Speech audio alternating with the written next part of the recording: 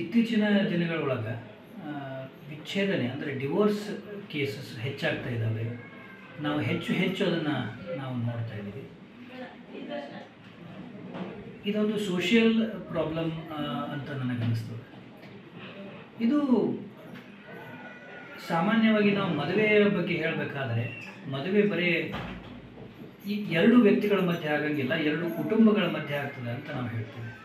ಅದೇ ರೀತಿ ಡಿವೋರ್ಸ್ ಆದಾಗ ಸ್ಪೆಷಲಿ ಅವರಿಗೆ ಮಕ್ಕಳು ಏನಾದರೂ ಇದ್ದರೆ ಆ ಡಿವೋರ್ಸ್ ಪ್ರೊಸೆಸ್ ಏನಿದೆ, ಆ ಪ್ರಕ್ರಿಯೆ ಏನಿದೆ, ಅದು ಬರೀ ಆ ಇಬ್ಬರು ಆ ಗಂಡ ಹೆಂಡತಿಗೆ ಮಾತ್ರ ಸೀಮಿತ ಉಳಿಯೋಂಗಿಲ್ಲ. ಅವ್ರ ಮಕ್ಕಳಿಗೂ ಕೂಡ ಅದರಿಂದ ಸಮಸ್ಯೆಗಳಾಗ್ತವೆ, ಅವರ ಕುಟುಂಬಕ್ಕೂ ಅದರಿಂದ ಸಮಸ್ಯೆ ಆಗ್ತವೆ. ಅಂದರೆ ಅವರ ಪಾಲಕರಿರ್ಬೋದು, ತಂದೆ ತಾಯಿ, ಅಣ್ಣ ತಮ್ಮಂದಿರು, ಅವರಿಗೂ ಕೂಡ ಅದರಿಂದ ಸಾಕಷ್ಟು ಒತ್ತಡ ಆಗುವಂಥ ಒಂದು ಸಾಧ್ಯತೆಗಳು ಇರ್ತವೆ, ನಾವು ನೋಡ್ತಾ ಇದ್ದೀವಿ.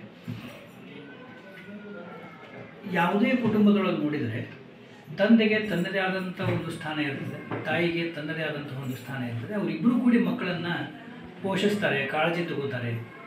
ಎಲ್ಲೋ ಒಂದು ವಿಷಯದೊಳಗೆ ತಂದೆ ಹೆಚ್ಚು ಸಮಯ ಕೊಟ್ಟರೆ ಇನ್ನೊಂದು ವಿಷಯಕ್ಕೆ ತಾಯಿ ಹೆಚ್ಚು ಸಮಯ ಕೊಡ್ತಾಳೆ. ಆ ರೀತಿ ಮಕ್ಕಳಿಗೆ ನಾವು ಬೆಳೆಸುವಂಥ ಒಂದು ಪದ್ಧತಿ ನಮ್ಮ ಭಾರತೀಯ ಸಂಪ್ರದಾಯದೊಳಗೆ ನಾವು ನೋಡ್ತೀವಿ. ಯಾವುದೇ ಒಂದು ಕುಟುಂಬ ಒಂದು ಟ್ರೆಡಿಷ್ನಲ್ ಫ್ಯಾಮಿಲಿ ಆದರೆ ಅದನ್ನು ನಾವು ನೋಡ್ತೀವಿ. ಆದರೆ ಒಂದು ವೇಳೆ ಅವರಿಬ್ಬರ ಮಧ್ಯೆ ಸಮಸ್ಯೆಗಳು ಬಂದವು, ಅವರು ಸಪರೇಟ್ ಆಗಬೇಕು ಅಂತ ವಿಚಾರ ಮಾಡಿದಾಗ ಮಕ್ಕಳ ಮನಸ್ಸಿನ ಮೇಲೆ ಪರಿಣಾಮ ಆಗಲಿಕ್ಕೆ ಶುರುವಾಗ್ತದೆ. ಮಕ್ಕಳ ಒಂದು ಬದುಕಿನೊಳಗೆ ಅದೊಂದು ವ್ಯಾಕ್ಯೂಮ್ ಕ್ರಿಯೇಟ್ ಆಗಿಬಿಡ್ತದೆ.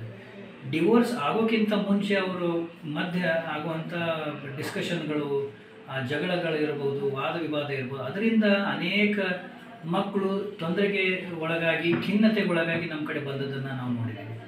ಅನೇಕ ಮಕ್ಕಳು ನಮ್ಮ ಕಡೆ ಬಂದವರು ಹೇಳ್ತಾರೆ, ಸರ್ ನೀವು ಏನಾದರೂ ಮಾಡಿರಿ, ನಮ್ಮ ತಂದೆ ತಾಯಿಗೆ ತಿಳುವಳಿಕೆ ಹೇಳ್ರಿ, ಆ ಜಗಳದಿಂದ ನನಗೆ ತೊಂದರೆ ಆಗ್ತಾಯಿದೆ. ಒಂದು ಕಡೆ ಶಿಕ್ಷಣದ ಮೇಲೆ ತೊಂದರೆ ಆಗ್ತದೆ, ಸಮಸ್ಯೆ ಆಗ್ತವೆ. ಮಕ್ಕಳು they will not be able to concentrate ಅಂದರೆ ಆನ್ ಸ್ಟಡೀಸ್. ಎಷ್ಟೋ ಮಕ್ಕಳು ಮುಂಚೆ ಚೆನ್ನಾಗಿ ಓದ್ತಾ ಇರ್ತಾರೆ, ಮನೆಯೊಳಗೆ ಸಮಸ್ಯೆ ಶುರು ಆಯ್ತಂದರೆ ಅವರು ಅಭ್ಯಾಸದ ಕಡೆ, ಓದಿನ ಕಡೆ ಗಮನನೇ ಕೊಡೋದಿಲ್ಲ. ಎಷ್ಟೋ ಸತಿ ಸ್ಕೊಲಾಸ್ಟಿಕ್ ಬ್ಯಾಕ್ವರ್ಡ್ನೆಸ್ ಅಂದರೆ ಶೈಕ್ಷಣಿಕ ಹಿನ್ನಡೆಯಿಂದ ನಮ್ಮ ಹತ್ರ ಮಕ್ಕಳು ಬಂದಿದ್ದನ್ನು ನಾವು ನೋಡ್ತೀವಿ.